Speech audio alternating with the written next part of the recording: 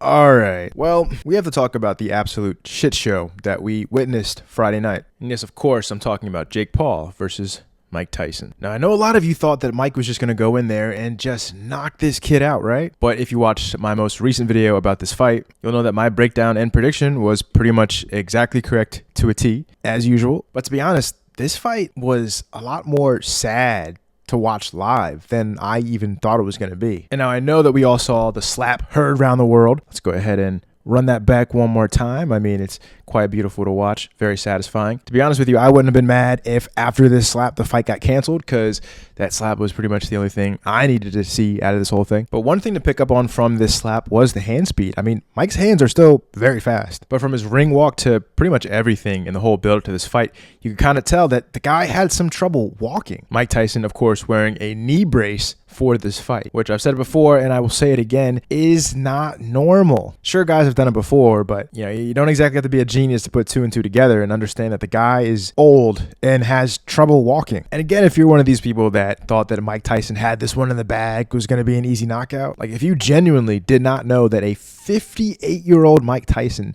wasn't going to go out there and not look very good, that's on you, okay? That being said, I actually do think Mike went out there and represented himself decently well, because for a guy of his age to go out there and be able to go the full 8 rounds, I know it was only 2 minutes, but still, and not only that, but to get in the kind of shape that he was able to get in is pretty damn impressive for a guy of his age. And as for Jake, look, there's just no way around it. Jake is an absolute piece of shit. That to me is the biggest takeaway of this whole event, especially now hearing that whole ulcer situation that made Mike have to pull out of the initial date that this fight was scheduled for. That ulcer situation almost was the death of Mike Tyson. The guy apparently lost an insane amount of blood, needed multiple transfusions. I mean, it was just a horrible situation. According to Mike, the ulcer was like 2.5 inches wide or long or whatever. I mean, you're talking about a legit hole inside of this man's body that was leaking blood into places that it shouldn't be, and ultimately brought him on the verge of having sepsis. So when you put this whole fight into context, I mean, again, the Jake is just a fucking asshole for doing this. I mean, Jake's got to be the first guy to learn how to fight.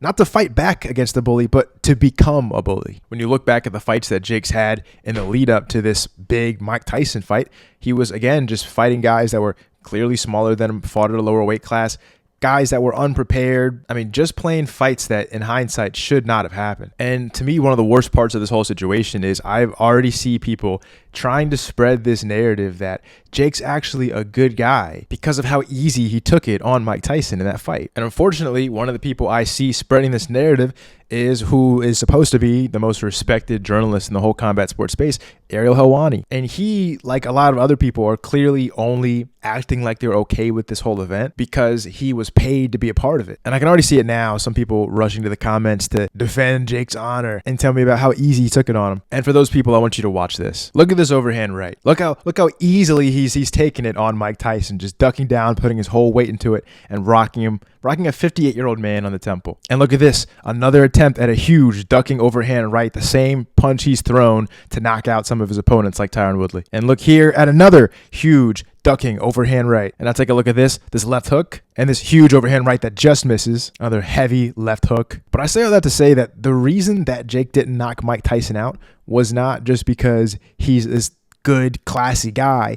It's because Mike Tyson, for all of, the 58 years old and the knee problems and the ulcer problems, he still hits like a goddamn truck. And Jake, being in a lose-lose situation, standing in the middle and going in a gunfight with Mike Tyson, opens up the possibility of Jake getting rocked, hurt, dropped, or even if he just slips and ends up on the ground. That's going to be the meme. That's going to be the big takeaway from the whole fight. And I think as you get closer to the end of the 8th round, for Jake, there's really just no reason to take that risk. You're already winning the fight. You've already won. And I think that's the real reason you see him kind of just bow and show respect for the final 10 seconds of the fight. Because let's call it what it was. At that point in time, he wasn't going to get him out of there, and there was no reason to put yourself in the fire. Now, I'm not completely delusional. I do think there were a couple instances where Jake could have followed up after he landed a big shot with a bit of a flurry, could have forced the referee to get involved. Let's say, best case scenario, Jake did his best to not knock out Mike Tyson. I don't know how you end up getting points for still punching this man in the face for the better part of 16 minutes. But oh wait, at the end, you didn't completely shut him out. You didn't give him too much brain damage, so I guess it's okay. Like, it's fucking crazy. Now, one fight that I'm sure some people are going to compare this to is Larry Holmes versus Muhammad Ali, which is a fight where Muhammad Ali was clearly not the Muhammad Ali that he used to be, well out of his prime at this point in time, and a young Larry Holmes just kind of beat up on him. And I'll be completely fair, this is a point in time where it was believed that Muhammad Ali was starting to show the signs of what was ultimately going to become Parkinson's. But this is a fight that has lived in infamy ever since it happened, because of how kind of gross it felt for the people watching it at home. And for all the negative things people say about this fight, Muhammad Ali right here is 38 years old, and Mike Tyson, of course, in this fight against Jake Paul, was 58. So pretty much we've taken one of the more infamously disgusting displays of mismatches and legacy ruining fights and kind of just cranked that up to 10, adding 20 years to the age of the legend that's in there. And yet more people than I expected are kind of parading it around as if it wasn't as fucking horrible as it was. And look, I've done videos in the past that were pretty critical of Jake, but I always try to be fair. I always try to make sure that I put a lot of emphasis on the fact that the guy's been working very hard for the better part of 7 years at perfecting his newfound craft of boxing. And boxing is a very hard sport, and I try my best to have respect for anybody that takes on that endeavor. But we've gotten to a point now where,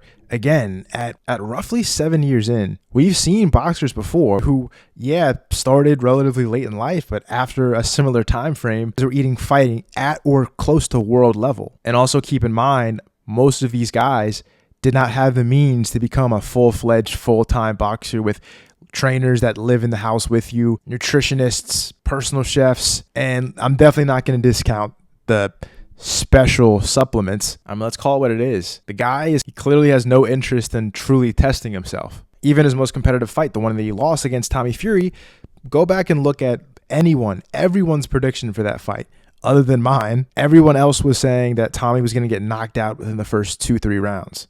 That's the reason Jake took that fight. And that's the reason why after that fight, he made a hard pivot to make sure that he only fights guys where he's extremely confident that he has a giant advantage over, whether it's height, weight, or both. And then, of course, how can you forget age? Immediately after this fight, when they're interviewing Jake, the whole crowd starts booing for obvious reasons.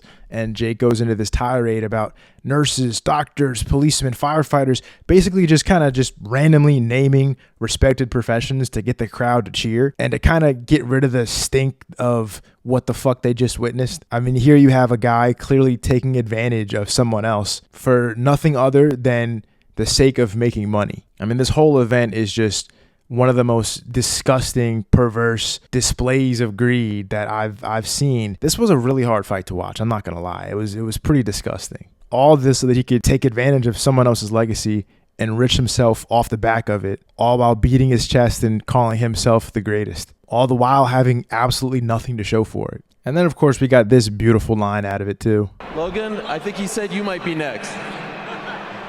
I'll kill you, Mike. No, please, no. And at this point, I have no idea at all whatsoever who Jake Paul fights next. And I think he's finally crossed over to the point where I just don't really care anymore. It's not going to be a meaningful fight. It's not going to be against good competition. At best, it would be a retired boxer instead of an MMA fighter right now. But again, one that's far out of his prime, has probably no business being in a boxing ring, probably a lot smaller than Jake. And in the end, I'm sure none of that matters to him because in his world, if it makes dollars, I guess it makes sense. But let me know in the comments what you guys think. I have a feeling I know what you guys think, but let me hear anyway. And thanks for watching.